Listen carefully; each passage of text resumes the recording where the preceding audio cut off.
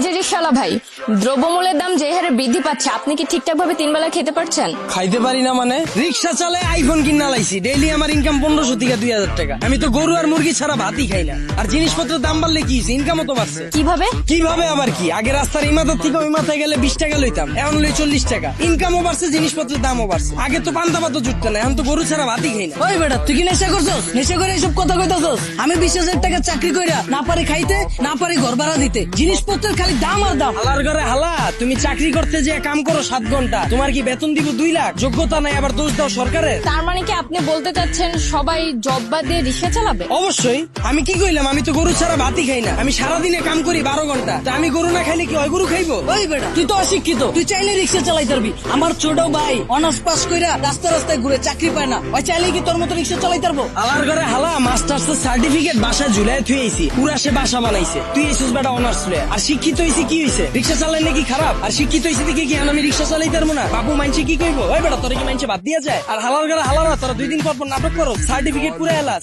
Honours masters pass করছো টাল্টিবেল্টি করে, চাকরি পাবি কইতে? যারা পাওয়ার হেরা পায়, এরা নিজেরা ওইভাবে তৈরি করে। তোরা 10 লাখ বেকার ঘুরো স্কিল লিগা, সরকারের দোষ দা স্কিল লিগা। তোরা যখন বুঝছস যে তগরে দিয়া পড়ালে হইব না, করতে গেছিস কে জোর কইরা? ও বুঝছি, সার্টিফিকেটের লেগা না? বিয়ার সময় যেন কইতে পারো যে আমি গ্রাজুয়েট, আমি ইঞ্জিনিয়ার, আমি শিক্ষিত। বন্ডামি বাদ দিয়া তোর বাইরে রিক্সা লয়ে বেরিতে। তার মানে আপনি কি বলতে চাচ্ছেন, আপনি নিজেও অনার্স মাস্টার্স কমপ্লিট করছেন, কিন্তু নিজেকে ওইভাবে তৈরি করতে পারেননি, যার কারণে আপনার জব হয়নি? হ্যাঁ অবশ্যই, মিছা কথা কমুকে। আমি নিজের ওইভাবে তৈরি করিনি, আমি জবও পাইনি, আমি রিক্সা চালাই না শুরু করছি। আর এই যে 10 লাখ বেকার ঘুরতেছে, একটাও কি বুকে হাত দিয়ে কইতে পারবো নিজে সর্বোচ্চ চেষ্টা করছে? আর এই যে 10 লাখ বেকার ঘুরতেছে, একটা বুকে হাত দিয়ে কইতে পারবো নিজে করে ওইভাবে তৈরি করছে, নিজে করে সর্বোচ্চ চেষ্টাটা করছে, তাও চাকরি পায় নাই? সারা রাত খেলছে কার্ড, সারাদিন গার্লফ্রেন্ডের সময় দিছে, ওরা চাকরি পাইবো কইতে? যারা পাওয়ার হেরা পায়। আর গ্রাজুয়েশন কমপ্লিট করছিস ভালো কথা, বইয়ের রিস্কে ব্যবসা কর, উদ্যোক্তা হ, ঝুঁকি ল, হাজার মানুষের লেগে রাস্তা খোল, এসব বন্ডামি বাদ দে। কিন্তু বাংলাদেশের মতো এরকম গরিব দেশে দ্রব্যমূল্যের দাম বাড়াটা কি স্বাভাবিক? ভাই খারাপ। এই দেশ গরিব দেশ কেটা কইছে আপনাদের? এই দেশে 150,000 কোটি টাকার সিগারেটই বিক্রি হয়। বিশ্বের ভিতরে 5 নাম্বার বিড়িখোর বাংলাদেশ।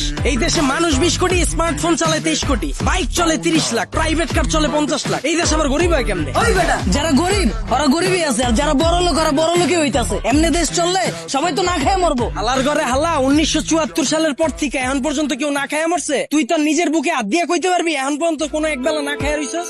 হালার ঘরে হালা, 3 বেলা তো ভাত খাসি, লগে আবার বিকালের নাস্তাও মারা। আর যে কস জিনিসপত্রের খালি দাম বাড়তাছে, খামু কেমনে? জিনিসপত্রের দাম বাড়লে খাস কে, কিনস কে? বুঝে আমারে? তাহলে কি আপনি বলতে চাচ্ছেন সাধারণ মানুষ না খেয়ে থাকবে? এনে আপনি আবার সাধারণ মানুষ কই পেলেন? এনে তো সবাই অসাধারণ। আমরা সবাই বাংলাদেশি, আমরা সবাই এক। একটা জিনিসের যদি দাম বাড়ে, আমরা যদি এটা খাওয়া বা ব্যবহার করা বন্ধ করে দিই, দেখি ব্যবসায়ীরা কার কাছে বেচে। যখনই আমরা খবর পাই কালকে থেকে পেঁয়াজের কেজি 20 টাকা বেড়ে যাবো, ওই দিনে যাই আমরা দোকানে ভিড় করে লাই। তো দোকানদাররা তো আমরা বুঝেই দিতাছি, পেঁয়াজের কেজি 20 টাকা হোক আর 2 লাখ টাকা হোক, আমরা কিনা খামুই। যেটা মার্কেটে চাহিদা বেশি থাকবে, ওটার দাম তো বাড়বেই। আমরা যদি সিদ্ধান্ত লই আমরা খামু না, ব্যবসায়ীরা বেচবো কার কাছে? আর পৃথিবীর যখন জন্ম হয়েছিল তখন কি এত খাওয়ান দাওয়া ছিল? তখন কি এত বার্গার ছিল, পিজা ছিল? তখন কি মুরগির কালাবুনা ছিল? কে মানুষ শাক পাতা খেয়ে বাচ্চা রইছে না? আর সরকারের দোষ দিয়ে লাভ কি? আমরা জনগণ নিজেরাই তো চুতিয়া। একটা জিনিসের দাম বাড়লে আমরা ফ্রিজ ভরা শুরু করে দিই, ফ্রিজ ভরা বন্ধ করলে এমনি সবকিছু ঠিক হয়ে যাবে। আপনারা অনেকে জানেন গত 10-15 দিন আগেও আমার পেজে শুধুমাত্র 2500 ফলোয়ার ছিল। সো আমি কিভাবে শুধুমাত্র নাটক আপলোড দিয়ে এই 10-15 দিনে প্রায় 60,000 ফলোয়ার করে ফেললাম, এই বিষয়টাই আমি আপনাদের শেখাবো। আপনি নাটক আপলোড দিয়েও কিভাবে ইনকাম করতে পারবেন এবং খুব কম সময়ে আপনার পেজে ফলোয়ার নিতে পারবেন। আমি আপনাদের ভিডিও কলে আলাদাভাবে শেখাবো আপনি কিভাবে নাটকের ভিডিও এডিট করবেন, আপনি কিভাবে নাটকের কালারটা এডিট করবেন যেন সবার কাছে অনেক আকর্ষণীয় হয় দেখতে, আপনি কিভাবে আপনার ভিডিওতে লোগো অ্যাড করবেন, অথবা আপনি কিভাবে আপনার ভিডিওর মিউজিক এডিট করবেন যেন আপনার ভিডিওতে কপিরাইট না আসে। এই সকল কিছু জানতে আমাকে ইনবক্স করুন। অবশ্যই এটা পেড সার্ভিস। আমি যখন আপনাদেরকে সময় দেব, আপনাদেরও উচিত আমার সেই সময়ের মূল্য দেয়া। ধন্যবাদ।